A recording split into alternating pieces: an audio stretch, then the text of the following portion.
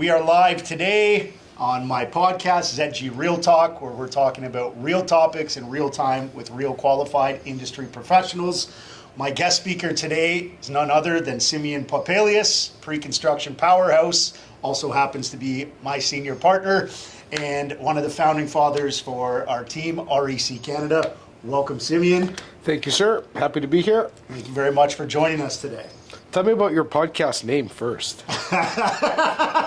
It's my podcast. I ask the questions. That's fine. You know what? No, man, that was a good question. So coming up to it, like when I did Jazzy's immersion program at first, he was like, keep it simple. So I actually didn't come up with the name. It was my partner, Erin. She was going through ChatGPT and we were bouncing back and forth. And she's like, how about ZG Real Talk? And I was like, I like it.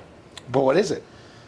It's just, real talk, real industry professionals, right. Real time. Not all real estate, but that's basically But ZG is Zach Galbraith. Zach Galbraith. Got it. ZG Real Estate. Got it. It's my company. Got it. So kind of mirroring both names. I just want to see if there was any other significance to it, or do we just keep it simple? And I like it. Yeah. I like it. Thank you. Let's go. Okay, so obviously, I wanted to touch upon a few things today. First question, and obviously being a member of REC, I love the way that you guys have packaged up pre-construction as a whole. I don't think anybody else has really done anything in the way that you guys have. But for other listeners out there who are kind of listening in here, how did you get involved with pre-construction and what sort of motivates you in this field? Pre-construction fundamentally is investing in an asset class that's yet to be delivered on. So the actual premise of the entire thing is investing into the future of a community. Mm-hmm. So if anybody, if the future of Toronto, where we live in Toronto, we're in the GTA, if you as a citizen of this great nation or of the GTA believe that the GTA is going to be worth more in 2, 3, 5 years from today, it is an asset class that you need to be looking into, because everything we have so far was sold 5 years ago, 10 years ago, 15 years ago. Everything being built today or planned for today is going to come to market 2, 5, 10 years from now.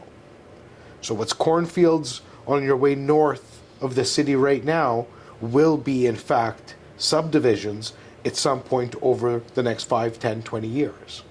No different than your old neighborhood that you grew up in doesn't or may not look like what it did 20 years ago when you left it. So pre-construction is not only interesting, it's a vital part of the real estate cycle. Mm-hmm. Without it, we have no future. We're gridlocked. And only through rezoning and building into the future and investing in that future do we see progress in any given city. Amazing. Well said. So can I ask then, what sort of trends are you seeing specifically, more so with the developers, now after coming out of the global pandemic and now that we're not so much in an interest-friendly rate environment? What sort of trends can you say that you've sort of consistently seen from other developers over this last, let's say, four-year window? How have trends shifted? Well, to simply call a spade, we're in a global recession, mm-hmm. whether we like the word or not. This high interest environment is not as a result of things being good. Mm-hmm. It's a 100% the only and last tool that the central bank wants to use to tackle inflation.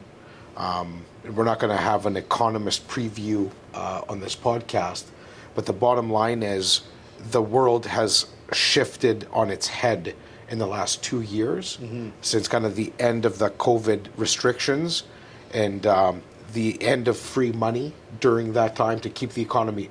Just like free money was introduced to keep the economy going at a time where the globe was shut down, mm-hmm. expensive money has been now introduced to bring that under control. It's a very simple function, and speaking to developers and what trends are we seeing is we've seen probably 30 to 40% of all projects stall or cancel completely, mm-hmm.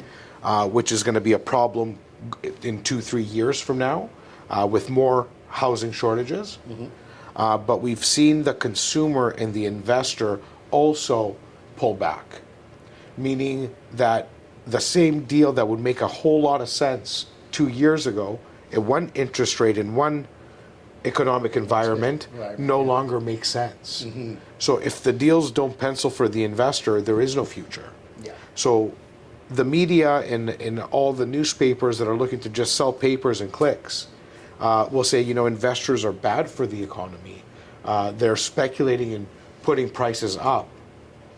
It's actually not true, because an end user cannot buy a home for their family 4 years out.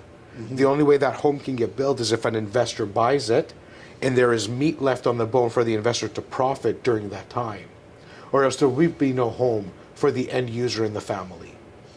And it's funny you mentioned that, because I find myself having this same sort of recycled conversation over and over again with clients, where it's like, oh, well, I saw in the news this, I saw in the news that. And I'm just like, guys, you know that the news is a business in itself, right? Like, that's all it is. And it's like, when do you ever hear, like, when real estate's doing really well, what do you hear in the news or the media about how well real estate is doing? You don't. It's The biggest problem about real estate salespeople, like ourselves, speaking about real estate, is the fact that we have a de facto bias. We are commission. We earn our living off commission. So every word that comes out of our mouth is always doubted, because it's a self-serving, potentially, interest. So whether we speak the truth, or whether no matter what we do as an industry, we can't win because of the way the industry is structured itself.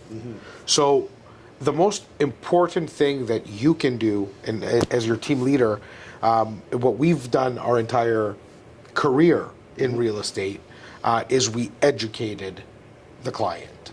So instead of telling the client, trust me, this is going to work, we did the exact opposite. We showed the client what the data we use to make our decisions is, and if they are in agreement with our research and our due diligence, only then do we allow them to act. And we've created more millionaires than any other team, and we still don't have egg on our face from selling real estate that didn't pencil, because we made sure that it did much and much before the result were to come in. So that's kind of where we feel we set ourselves apart. Priding that 100%. level of information and education prior to. Yeah, amazing. So now, just wondering if you could share with us some information about a current project coming up. More specifically, and I think you know where I'm going with this one, because I'm super excited to hear about it. And you can't hold it in, can you? I cannot, and I just want you to speak high level to it for our viewers watching today. But let's specifically talk about the area of Hamilton with pre-construction, and obviously let's talk about Emblem, the project Allure. Emblem has multiple projects. Allure is downtown Toronto. Design District is in Hamilton. Yep. Both deals are on our shelf at this point. Yep. Final details are finalized over the next 48 hours. You are going to have absolute access to it. So to everybody who's watching, what Zach's referring to is, for the last maybe 2-3 weeks, since February 2nd is the first time I met with the said developer. Emblem specifically is a developer that's very close to our organization. We've sold well over 100 units with them over the last few years. We're very vested in their success, as much as they are in ours. And as a result of that relationship, we were able to negotiate what I believe is the best deal that I have ever negotiated. And that's a blend between our relationship and our cooperation with the developer, but more importantly, the economic slowdown and the developer's need to get to their construction financing quotas in order to get these projects off the ground and have a successful trajectory is also of great importance to everyone. So between serving the agendas of how each party wins in this, the consumer is going to have a windfall. And what I mean by that is the deal that I structured is as close as you can get to a guaranteed win, because we will never use that word in our actual pitch. That's a word we don't like ever. to throw around often. No, and we're not throwing it around now. I'm simply trying to get a point across, is that we've negotiated on paper every single assumption that's regularly something you have to believe in is actually pre-negotiated to make the deal pencil. So what we did in what I'm referring to is that there's the purchase price. Yep. That has to be scrubbed against the size of the unit to get to a price per square foot. That price per square foot is at least 15% less than any other competitive project in each respective market, both the Toronto market and the Hamilton market. So we're buying with a built-in equity baked into the deal. Okay. Number one. When testing it on cash flow and how it's going to perform, condos and closing in the last year have been notorious for being $1,000, $2,000, $3,000 a month negative cash flow. Why? Because when people bought them, they thought they were going to take possession in 2021, 2022 at the latest. Well, we're first quarter into 2024 and they're still taking occupancy. Yeah. Why? Because of the world. We don't need to think twice. It's COVID had delays, but that puts us in a different market. So people who made decisions to buy based on economic factors then found themselves in a different world now. Yes. And that interest rate creates a tremendously cash flow negative environment where a lot of people can't hold on. This deal is now tested at 4.89% fixed with a 30-year amortization, with only 3.5% capital appreciation per year. Why does this matter? Because 4.89% is the historical high that's right now. Yeah. If anybody in your audience thinks interest rates are going to be higher in 5 years from now, there's something fundamentally wrong. Because history will tell us that they're going to be somewhere between 3.5 and 4.25. A regular market.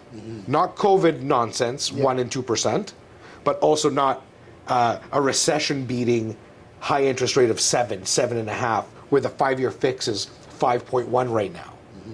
So we used a very high 5-year fix to test the pro forma, and we used half of what is the 40, 20, 10, or 5-year Toronto appreciation average. So let this anomaly of stalled growth continue. Year over year, last year in Toronto, we're up almost 4%. In the worst market in Toronto's history. Yep. Actually. So I use 3.5% for the pro forma. Somebody wants to use less, by all means do. But we're testing it using the most negative and conservative numbers possible to gauge a project that's into the future. We have negotiated a fixed top-up which guarantees a specific amount of income that will cash flow positive at 4.89%. We have eliminating all closing costs that can bring detriment to a project, like development charges. It's not capped at 20,000. It's eliminated entirely. Okay. The one in Hamilton is capped at 5,000. The one in Toronto is eliminated entirely. Those are amazing terms. How? Property management is included. That's our REC incentive, where we are going to manage this for your investor for the first 15 months. Those same 15 months is the same time that we don't have any maintenance fees, and I'm not saying the G word, and an absolute contractual agreement by the developer to be able to perform cash flow at a certain level. Every single item that can shake a pro forma is fixed and in line. This is why I said what I said. The closest you will get to a fixed asset class is this deal, and this has never been seen in the city before. I bet dollars to donuts anybody in your audience to shake a stick at this deal because I personally negotiated it. So I'm not speaking to somebody else's deal. I'm not speaking to, I've been doing this for 18 years in this market, and this is by far the most attractive and profit generating deal I've ever negotiated. That's amazing. And I mean, like, pre-construction, like I didn't know before even coming to REC, I was not even really aware of the value of what can pre-construction can bring to an investor. And like you said, I mean, 2022 was an anomaly of a year for all of us. And I definitely had to switch up my strategy coming in where, I was looking at other duplexes at the time that I liked because obviously that's a shorter runway that I can borrow and leverage against, but obviously you've got to... Well, you also adapt have with the great market. control with resale income properties. There's benefits to everything, but there's nothing more passive and more profit-inducing than pre-construction opportunities right now.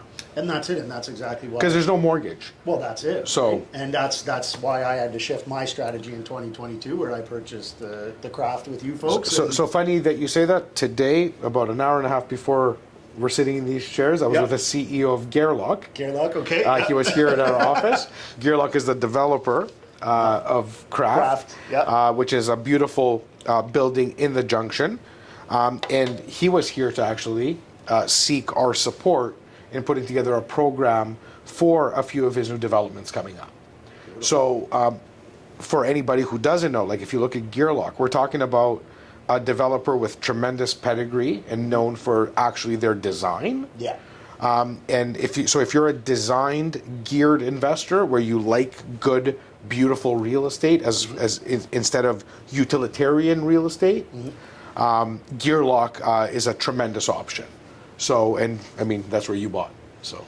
And that is it, right? It's amazing. I'm loving this. Okay. Could you actually just maybe touch up for us when you mentioned utilitarian versus design and what the differentiator between the two? Yeah, so the difference is one is, basic builder grade, housing, I'm not gonna say for the masses, but price point is the focus. Yeah. Profitability is the focus, and I'm not talking to the consumer, I'm talking to the developer. Yep. Where they're gonna cut corners, or necessarily not cut corners, fully disclose that this is a cheap, get it, first home for the 25-year-old couple coming out of school. This is going to be where they go. It's and on to the next. Yeah. So that's utilitarian real estate. High-end utilitarian real estate is where you have a beautiful mid-rise that's built to last, but it has no frills in it. Not like luxury lobbies and concierge or a pool that's going to drive up the condo fees. Like a nice, so Gerlock, for example, is upper end utilitarian. Excellent design for life, designed for well-being, meaning the materials used, the design used is to promote wellness, to promote thought, to promote relaxation when you go home, as opposed to a vibing red lobby that's geared for 26-year-olds coming home from the club. Yeah. So there's something for everyone. Yeah, for sure, exactly. So if you're looking for, if you're looking for a space to whether it's buy or rent that has that aesthetic and that mature and sophisticated feel, you want to look for developers that focus on design. Emblem, for sure, being design focused. Gerlock being tremendously design focused, and there's other fantastic builders that I can name right off lifetime. There's just so many fantastic developers who do a great job in focus, but there's also a lot who don't. So you got to watch out there. Okay. So being involved and the level that you're involved with, pre-construction as a whole, what would you say are some, common challenges faced by pre-construction professionals like yourselves and investors in general? Well, sourcing the appropriate inventory and of course structuring the right deal. Pre-construction can be the biggest loss of your life if you're not careful. If you've never done a pre-construction deal before, make sure you're working with a realtor or broker who understands the asset class, that your lawyer is a pre-construction focused lawyer, because the agreement of purchase and sale for a new condominium is about 200 pages. Half of it is in absolute legalese, and it's there to protect the builder, not you.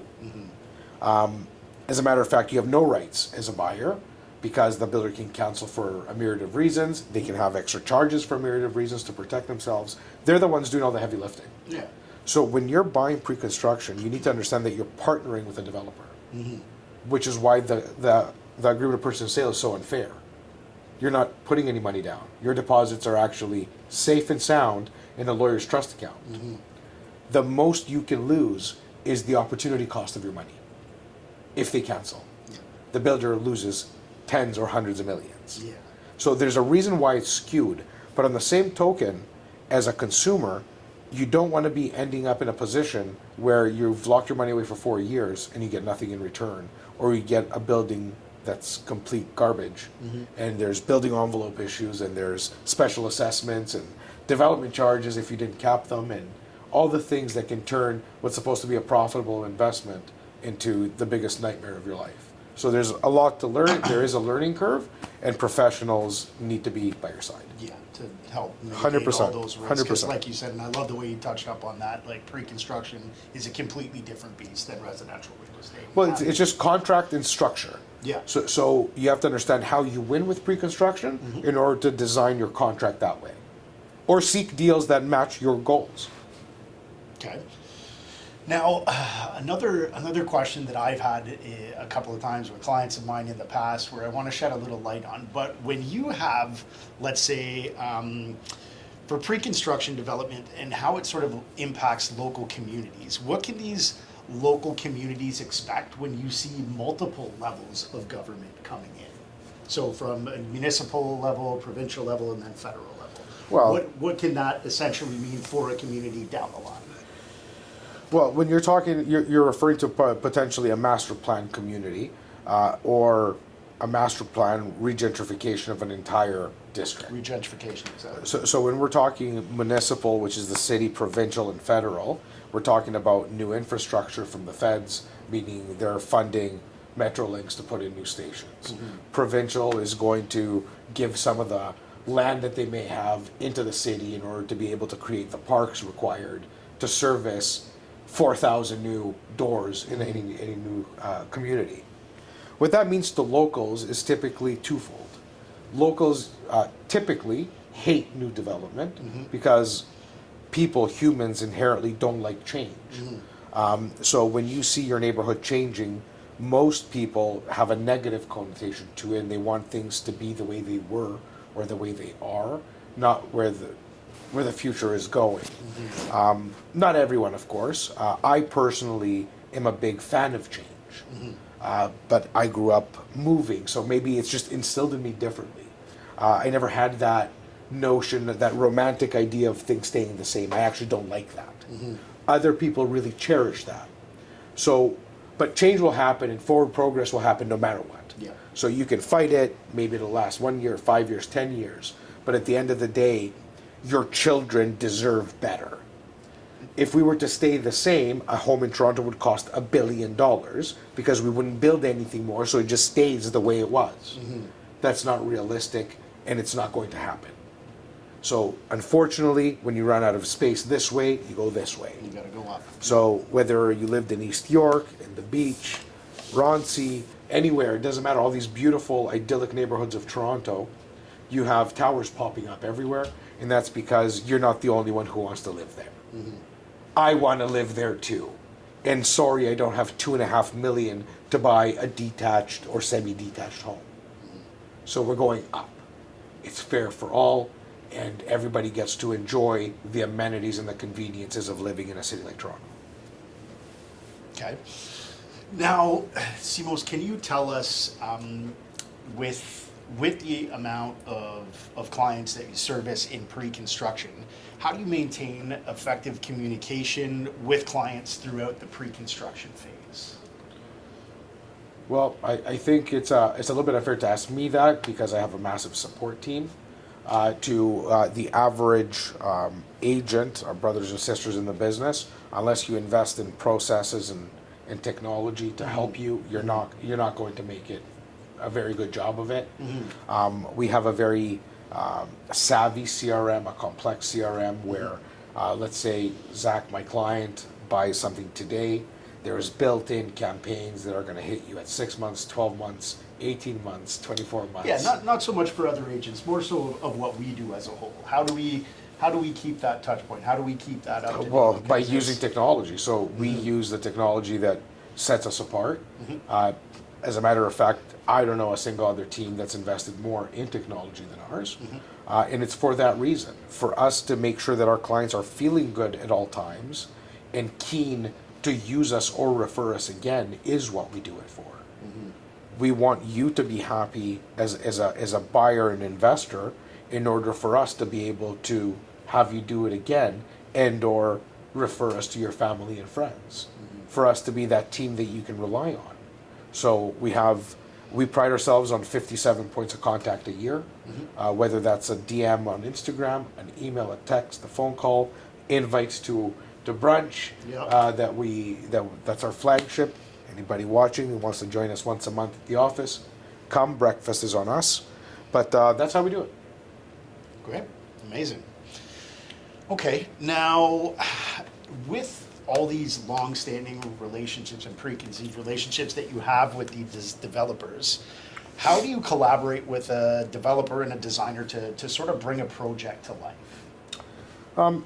So us personally, we're not involved so much in that component. We typically come in directly after that is done. Okay. There are consultants that are also brokers that specialize in design and allocation of space in new developments. Okay. And what they do is they consult the developer on what the market is looking for right now. I have personally consulted a few times, but that's not part of my day-to-day. We typically come in when that's done and they're looking for guidance on price point and incentives. So the design, but to answer your question, who does that? It's a guy or gal just like me and you who are in this business but are at the pre-selling phase, which is a design phase, and their job is to be on point with what the market is looking for right now. So knowing, for example, how price sensitive the market is right now for people to buy their home, they're making units smaller and smaller to keep the end price of a unit as low as possible, Yeah. or else they're not getting approved. You can't get yourself a 700 square foot one bedroom anymore because it makes no sense. You can't rent it in order to cash flow it. So a one bedroom has to be under 500 square feet. One plus den, 5 to 525 square feet at the most. Why? Because the price point already, if you're looking at $1,000 to $1,200 per square foot, not in the core, but outside the core, Yeah. the core you're at $1,500 a foot all day. So a 500 square foot unit is 750,000. Already out of touch for 80% of the population. Yeah. That's a So, good point. so to stay at that 500K range, where the average household income being about 100, let's call it, Yep. 100, 120, you can buy a place for 550. But you cannot buy a 700 square foot space anymore. It's going to be a 500 square foot space. And that's where the design, when you ask me about the design, Yes. that's where that comes in. So the consultants that you're talking about are the people, we give advice to those people. Yeah. Meaning price point is sensitive, they got to stay small. Price point is a little bit more open, they're going to make the units a little bit more humane. But at the very least, you can get into home ownership. There's never been a bad time to own on this planet. Yep. There's never been a time where you ask somebody, would you rather own or rent? And they said, no, I would rather rent. So never heard that. until that day, Yeah. it's just buying within your means and servicing your goals. And that is the toughest step, is getting your foot in the door for the first time. That's it. So, okay, great. Now, what do you foresee in the future for other trends with pre-construction development? Or, you know what, actually we touched up on that earlier. So, are there emerging markets or regions that show promise? And I kind of misstepped at the beginning when I got excited for the Allure project. But I do want to speak about, let's just say, Hamilton for a second. Sure. And now, with that, these emerging markets and regions that are showing promise, why does Hamilton show so much promise? Hamilton is just it's a market that services the fleeing GTA West population. Hamilton's growth is specifically tied to Toronto's growth, Oakville's, Burlington's growth, Brantford's growth, because as people are getting priced out of Toronto, they sell the house that they bought for 500 and they sold for 1.2 million. They pay off their mortgage, buy a home, and still have 200,000 in the bank, and now with a paid off home in Hamilton. That's been happening for the last decade. Hamilton's trajectory of price and appreciation is not a hockey stick curve. It is a rocket ship curve. Hamilton will continue to be that because Toronto and the GTA will continue to be that for Canada. So as Canada's largest market, we are feeders to sub-markets. Hamilton used to be a tertiary market. Yeah. It is not. Would you classify Hamilton today? Hamilton is an A-class market, depending on different neighborhoods, of course, just like Toronto. But Hamilton is a blue chip real estate investment city at this point, standing on its own infrastructure, hospitals, universities, highways, industry, access, airport. There's nothing Hamilton doesn't have. And you see companies like Slate Developments buying up billion-dollar deals on the waterfront to redevelop commercial. Slate, same developer, launching Corktown right downtown Hamilton. Emblem Design District, first billion-dollar project downtown Hamilton, biggest residential project in Hamilton's history.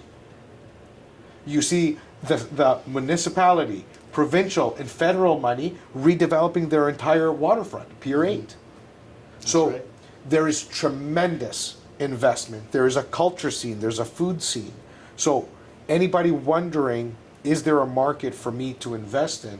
Hamilton presents not only some of the best opportunities, but also one of the best futures overall to grow into and invest more into.